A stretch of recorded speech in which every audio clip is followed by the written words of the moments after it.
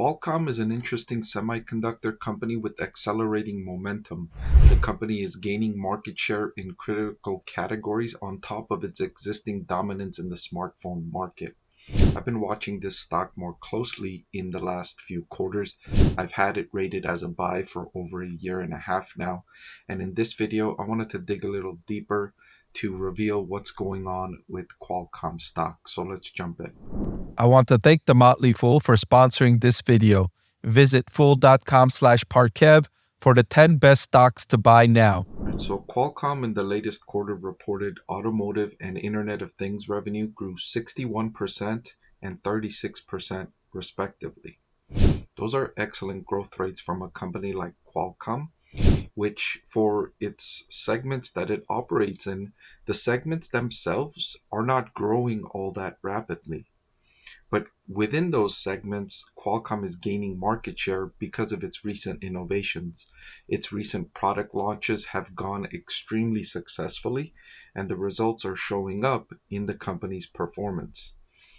They also said that they're committed to achieving $22 billion on non-handset revenues by 2029, as they outlined in their 2024 Investor Day. So they're on track to meet this target. And that's one of the reasons why investors have not been so excited about Qualcomm stock, because most of its business came from smartphones, which is a saturated market. The market itself, unit growth is going to be flat. And so when you're operating in that kind of industry that's not growing, investors are not very excited about that kind of business. And that's why Qualcomm's been trading at a relatively cheap valuation. It's trading at a forward price to earnings of just 14, right? That's a cheaper valuation than the average stock in the S&P 500, which is trading at a forward PE of around 21. And it's a fraction of the valuation of some companies like Walmart and Costco that are trading at forward price to earnings at 3 or 4 times these levels, and this is a tech company, right? So that's how pessimistic investors have gotten around Qualcomm stock. But not me. I've liked this stock in the last year and a half or so. I have it rated as a buy, and I updated that recommendation today, February 20th. But I've had Qualcomm stock rated as a buy for over a year now. I think maybe a year and a half. I've had this stock rated as a buy. They went on to say that they are very optimistic about the growing edge AI opportunity across our business, particularly as we see the next cycle of AI innovation and scale. So let me give you an overview of what's been going on in the AI industry for the last year, year and a half, where most of the spending has been in data centers optimized for AI, because most of the computing that's been going on for artificial intelligence has been happening in the cloud. So what that means is, if you have a computer that you're using ChatGPT with, the computation is not happening on your computer, it's happening on the cloud. But what Qualcomm is saying is, in future years, more of those computations are going to happen on your device, whether it be a computer, a tablet, a smartphone, smart glasses, smart watches, whatever the device might be.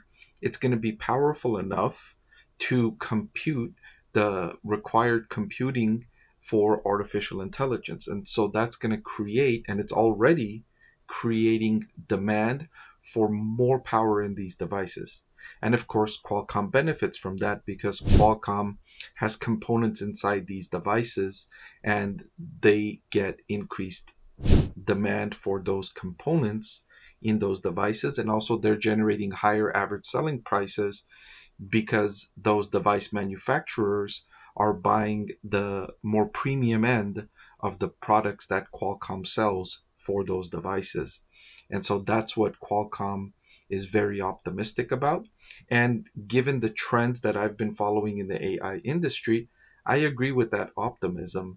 I think more of the computing power will be transferred to the edge or on device, and away from these data centers optimized for AI, because we're already seeing that the cost to operate these data centers are soaring, and we're seeing some constraints on the building of those new data centers. And so companies are going to want to transfer some of those computing needs onto the devices, which will lower their cost, their computation costs. So as we enter the era of artificial intelligence, we expect that while training will continue in the cloud, inference will run increasingly on device, making AI more accessible, customizable, and efficient. With the industry's most powerful and efficient AI processors for the edge, we're well positioned to drive this transition and benefit from this upcoming inflection point. Right? So you can understand why I'm enthusiastic about Qualcomm stock. The company has the precise components, the precise parts that's going to benefit from that transition as we go from the data center computing to edge computing. And this is going to happen over these next few years.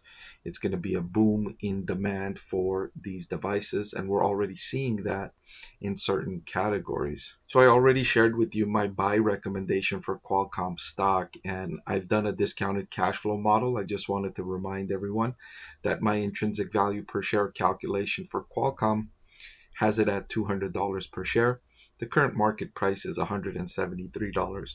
So whether I look at this from the forward price to earnings ratio, or whether I look at it from the discounted cash flow ratio metric that I've calculated, Qualcomm stock looks undervalued given the prospects it has going forward, trading at just a forward price to earnings of 14.11. I mentioned already that we're seeing this happen on devices, and one way we're seeing it happen is in smartphones. People are trading up to more capable smartphones. So while the number of smartphones sold is not expected to grow in 2025, what is expected to happen within the industry, and this is from several forecasts, what's expected to happen is people are going to be trading up. Let's say if they used to have a $300 smartphone, they're going to be trading up to a $400 smartphone. And those that had a $600 smartphone are going to be trading up to a $700 smartphone. And the reason people are going to be trading up for those more expensive smartphones is because they want more out of their smartphone. They want their smartphone to be capable of doing more AI computations, more better picture quality, more better video quality, more and more and more, because people are using their smartphones more often. The engagement on smartphones is increasing significantly, and so people are willing to spend more money on their smartphones because they realize they spend so much time on them, so many hours per week on their smartphone, that they're willing to pay a higher price for those smartphones to buy better smartphones so that those hours they spend on the smartphones are more enjoyable. All of which, of course, is great news for Qualcomm stock investors. Did you know that over 90% of the people that watch my channel are not subscribed?